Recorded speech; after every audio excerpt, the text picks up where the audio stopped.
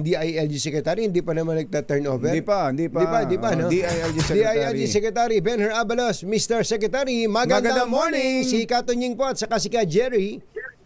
Yeah, magandang umaga po at magandang morning Ka Jerry, Katunying at sa lahat po na nakikinig. Opo, Secretary, hindi ba ang sabi kapag ka nag-file na ng COC, deemed resigned na? Ganun ba yon? Ganun po lumalabas, kaya resign na po ako ngayon po. So, dating DILG Secretary na pala kayo. Ganun na po, dating DILG po. Opo, pero may turnover na daw po ngayon, may tanghali. Secretary. Anong oras po? Well, hindi natin matiyak pa yung oras. Pero anytime po mamaya.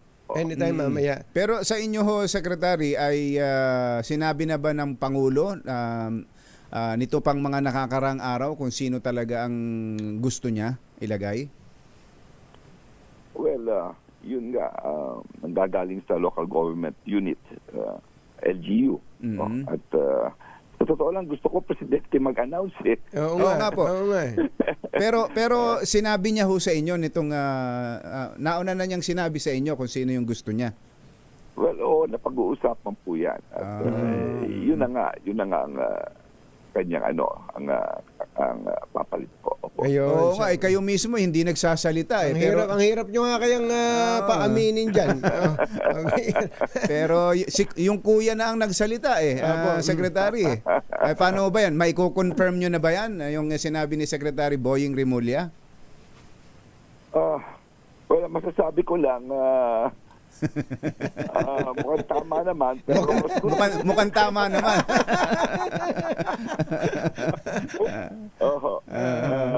Magaling ang papalit sa akin po. Magaling na tao. Tingin ko naman na kayang-kaya niya po ang trabaho. Hindi, pero totoo po kayo doon. Kailangan talaga ay may karanasan sa local government ang mahawak niya. Kasi kapag ka mayor o kaya gobernador, alam mo din ang lahat ng problema na nasa ang problema ng pulis, ang problema ng bombero, ang problema ng public safety at iba-ibang problema. Kaya kayo po, anong sa inyo na the president chose Governor Remulla as your successor po? Well, alam nyo, ang ating Pangulo ay magaling na siya ay naging mambabatas. Siya naging gobernador. So, alam niya ang taong dapat talagang ilagay. Na anong karanasan ang dapat gawin. Dahil, alam mo, maraming dynamics yan Tingnan mo, isipin mo, ito lang, para po maintindihan ng ating mga nakikinig ngayon.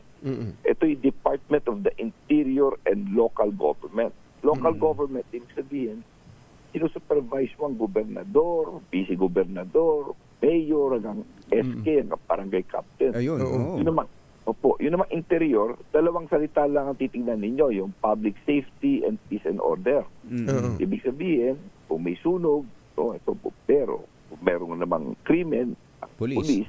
And of course, ikukulong sa Bureau of BJMP. At meron pa huya sa gitna. Ano po?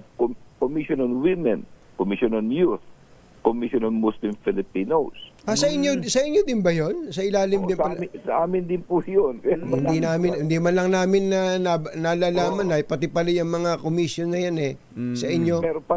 Meron pang tatlo. Yung National Police Commission. Yung mga gumagawa ng mga polisiya at kung may mga kumisa, may mga talaga ring sumbong. Napakalawak pala talaga, Secretary. Yan ba ang dahilan kung ba't ayaw nyo na at gusto nyo na lang mag-senador? Hindi naman. Alam mo, meron pa palang dalawa. Alam nyo, Public Safety College. Tingnan nyo na yan. Bombero, at of course, meron pa tayong sinasabi ng Local Government Academy. Ito yung tumutulong sa paggawa ng mga polisiya, gusto mga mag-masters, gusto mag-doctorate na mga nasaan natin. So, lahat ng nangyayari halos araw-araw dapat alam mo. Dahil basta matanong ka ng sila Kajerit Katunying at wala kang alam, nakakahiya. So, kung may bagyo, kung may lindol, kung may dapat lagi. Mahirap nga pala. Maski nangyari sa mga bigas-bigas, dapat alam mo rin dahil explica mo sa tao, tutulong ka sa DTI at sa DA. Sa kwento nyo pa lang, nahihirapan na ako. Ako, napagod na ako. Pwede ko ba magpahinga? Pero Secretary, ito, total na banggit niyo yung trabaho ng isang kalihim na napakahalaga ng tungkulin na isang miyembro ka ng gabinete at ganong kalawak ang kanyang pananagutan. Bakit po ba mas pinili nyo na hingin ang mandato ng tao para po maging mambabatas o maging senador? Well, alam mo, kung titignan mo yung aking eksperyensya, no? Ako'y naging mayor, ako'y naging congressman, ako'y naging chairman ng MMDA nung COVID, no? Opo. Naging SILG ako. Iba't ibang aspeto ng pamumuno. So siguro sabi ko sa sarili ko, etong senador, hindi ko para naman na napupuntahan at ako'y namiging congressman naman, ako'y abogado naman. At sa lawak ng eksperyensya ko, nakikita ko yung mga dapat nating gawin. No? Kung minsan na-frustrate ka, dapat itong ginagawa ko. Pero sabi ko nga kahapon, at the end of the day, parang istorya yan, Katunya at Jerry. Di ba gusto natin happy ending? Happy ending. At least, umalis ako ng opisina ko ng happy ending. No? Ay moral ang kapulisan natin. Nahuli si Kibuloy. No? Alice Goo. No? Tangalan naman ng jail. Gusto ko ipagyabang na 70% ng ating krimen ay drugs. Nahuhuli halos. No? At 30% nito, isa sa bawat na bumabalik sa kulungan. Ngayon, ang maganda nito is that yung ating, ano ba solusyon? Gagawa ba tayo ng maraming kulungan? Sabi ko nga sa jail, ang pinaka-importante yung 30% tignan natin na walang bumalik sa kulungan. Kasi 30% So ginawa namin, kung ikaw yung preso, anong gagawin mo? Kailangan mo ng trabaho, yung pamilya mo, tapos hindi ka nababrand. So, nakipagpirmahan kami sa Department of Labor na lahat ng lalabas na preso may trabaho. So nabawasan ang re-offending rate. Bukod sa skills training, may college pa yan. No? Meron nga pala kaming kung gusto nyo, sayang, hindi nyo nakita yung mga paintings, handicrafts na nasa Shangri-La. Maganda ito na ginawa. At hindi ginawa ng mga preso. Yung Bureau of Jail naman. Yung Bureau of Fire. No? Umupo kami. 240 ang walang fire station at walang fire truck. No? Pero mo, paano kung may sunog, iihi na lang ba yung di ba? Fire station, walang fire truck? Sakit. Wala. Mario Josep, At least may fire station. Nagkaroon na kami ng konting problema sa procurement itong taon dahil na nagkaroon ng investigasyon sa kanila ng about 6 months. So, natigil. Pero definitely, by November or early next year, lahat may fire truck na. Wala nang ganon. In just a period of 2 years, nagawa po natin yun. At hindi lamang yun, yung tinatawag natin fire station, ganun rin. So, pinabigyan ko ng sulat lahat. Ako, gusto ko pag alis ko rito, tapusin nyo ito dahil yan ang bidi ng ating mahal na Pangulong Bongbong Marcos. So, na high note lahat. No, na, tapos yung sa natin, sa mga kapatid natin, mga Muslim, importante ang Hajj. Yung Hajj po, papunta sa Mecca. No? Ang ginawa po natin dito, dahil dati nakakagulo dyan. Nakaka-scam pa nga dyan eh. Kasi yung tinatawag na Mutawi fees, for example, yung Mutawi, yung bayad ng ating mga kapatid na brother Muslim na pagbiyahe. So yung NCMF, ang sabi ng COA, yaan ay public funds, dalhin nyo sa National Treasury. Ang problema, anong babayad mo sa hotel, sa mga bus? Kung kailangan mo kaagad ng pera, kukunin mo pa ngayon sa National Treasury bago maibaba, 3 buwan, ang tagal.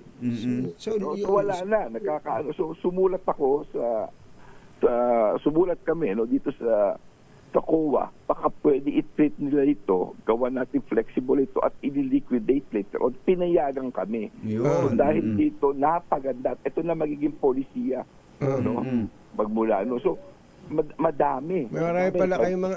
alam nyo, yung kinukwento nyo na yan, hindi naman madaling maintindihan yan kung hindi mo pag-aaralang mabuti ang trabaho. So, ganun pala kalawak yung iiwanan yung assignment kay Secretary Boying Rimulya. Pero dalawang maikling tanong na lang po, no?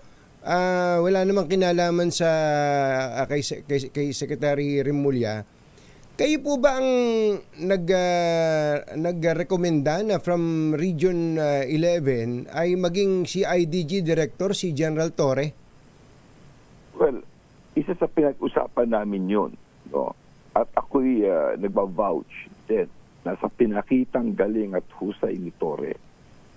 Magaling naman talaga yan eh. Alam mo nyo bang yan ang nanalo na best practice na isang kapulisyahan nung ako yun sa Napolcom? Yan ang nagpauso ng drone. Yung drone sa Quezon City nung araw. Na kung merong krimen, may pinapalipad na drone yan. At ang bilis ng response time. Wala pa yata 3 minuto, 2 minuto because of what he did. At pinakita niya rito, isipin mo para mahanap mo si Pastor Kibuloy. Hindi biro yun. Isipin nyo lang, kato niyo Jerry, kung hindi namin nahanap, nasaan na kami ngayon. Di ba? Malamang pulutan kayo sa mga kwentuhan. Sa mga kwentuhan. Pulutan. Hindi, nakahanda na resignation namin. Kami ni Chief Marvil at nila Torian. Ganon? Namin, no? Yes. Dahil isipin mo, ilang araw ka roon, pinagtasabi mo, nandun siya. Pero sa totoo lang, yun ang sabi ng aming intelligence report. Nandun talaga. Kaso malawak. Pero yan, dahil kila Marvil, General Torre at sila, karapat dapat lamang. Pagaling na tao si General Torre. Saludo ako dyan sa taong yan. Opo, yun po sanang, yun na po ang huling tanong namin sa inyo. 2 pa sana, kaya lang sinesenyas na kami dito. Magiging senador na rin daw. Pwede na rin daw kaming mag-senador pagka natanggal kami sa DCRH. Secretary, good luck po. Thank you. Good luck po. Salamat po sa inyo. Salamat po. Mabuhay po kayo. Salamat po. Magandang umaga po. Si Attorney Benher Abalos, ang dating DILG Secretary at isa po sa mga kandidato sa